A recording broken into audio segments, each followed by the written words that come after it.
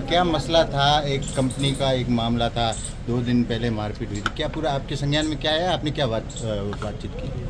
देखिए, ऐसा है कि आपको पता होगा कि मैं हॉस्पिटल विज़िट करने गई थी। जब मैं हॉस्पिटल विज़िट करने गई तो एक पेशेंट मैंने देखे जो बेड पे थे और पूरे लहूलुहान थे, पूरे कपड़े खून से भरे हुए थे और सिर पर चोट थी।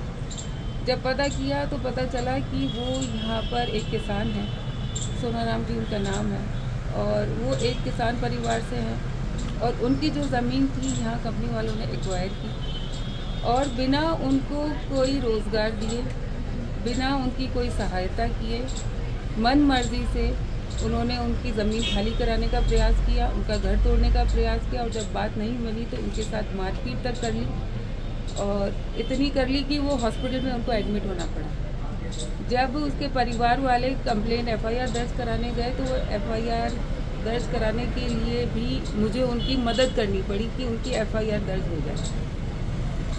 आज मैं उनसे मिली हूँ, एसपी साहब से भी मैंने बात की है, मैंने कलेक्टर साहब से भी मिली हूँ और मैंने यही कहा है कि यहाँ जो बाड़मेर की सबसे बड़ी समस्या है कि यहाँ जो कंपनीज काम कर रही हैं वो यहाँ हमारे जो किसान हैं, हमारे जो युवा हैं, उनको पूरा मुआवजा नहीं मिल रहा, उनको यहाँ रोज़गार नहीं मिल रहा, उनको यहाँ न्याय नहीं मिल रहा। और ये जो परिवार है इसके साथ भी ऐसा ही हुआ।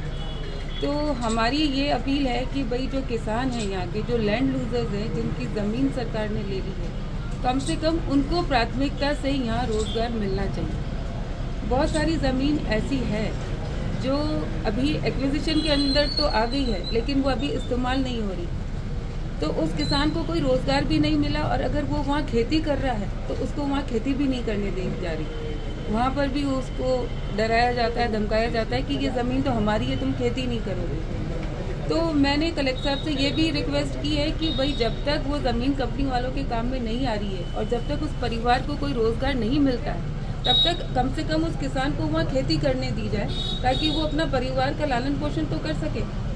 तो ये जो कंपनीज़ की यहाँ मन मर्जी है, बहुत सारे युवा है जो यहाँ बेरोज़गार हैं, उनको प्राथमिकता से यहाँ कंपनी में काम मिलना चाहिए। कंपनी रोज़गार के नाम पे कुछ चुनिंदा लोगों को रोज़गार दे सकती और कुछ लोगों को 6 महीने साल भर के लिए रोज़गार देकर एक औपचारिकता पूरी कर लेते हैं, फिर उनको हटा देते हैं और बाहर से लोगों को लाकर यहाँ नौकरी दे दी जाती है। हमारे यहाँ बहुत सारे टैलेंटेड युवा है, भाई है, बहुत अच्छी अच्छी डिग्री किए हुए बच्चे यहाँ बैठे हैं, उनको क्यों नहीं यहाँ नौकरी मिल रही? क्यों आप बाहर से लाकर यहाँ रोज़गार दे रहे?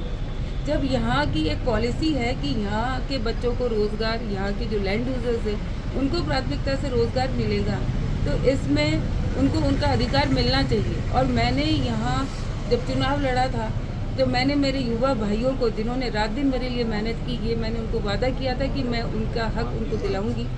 और अस्पताल में जब मैं विज़िट करने गई तो पहला केस मेरे सामने आया और इसीलिए आज मैं कलेक्टर साहब से और एसपी साहब से मिली कि उस परिवार के साथ न्याय हो, उसको रोज़गार मिले और ऐसी घटना की पुनरावृत्ति नहीं हो और किसी किसान के साथ ऐसी घटना वापस ना हो। इन कंपनी वालों को किसान की बात सुननी चाहिए, सुननी पड़ेगी।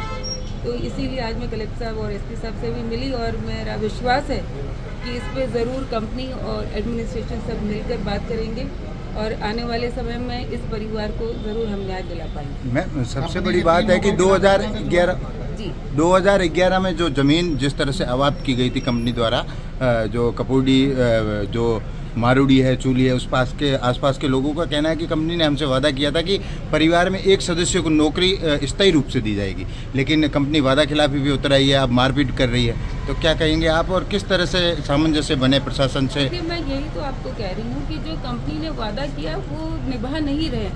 आपने कहा परमानेंट जॉब, मैं कह रही हूँ परमानेंट जॉब कितनों को मिली है ये आंकड़े हमें निकाल के देखने की आवश्यकता है और इसमें एडमिनिस्ट्रेशन और कंपनी दोनों सहयोग करें, क्योंकि कागज़ कुछ और बोलते हैं, हकीकत कुछ और है, रिपोर्ट कुछ और है और अगर धरातल पे ज़मीन पर जाकर देखें तो असलियत कुछ और है। परमानेंट एम्प्लॉयमेंट यहाँ के एक एक परिवार से एक व्यक्ति को आज दिन तक नहीं मिला है, बहुत गिने चुने होंगे जो मतलब ना के बराबर।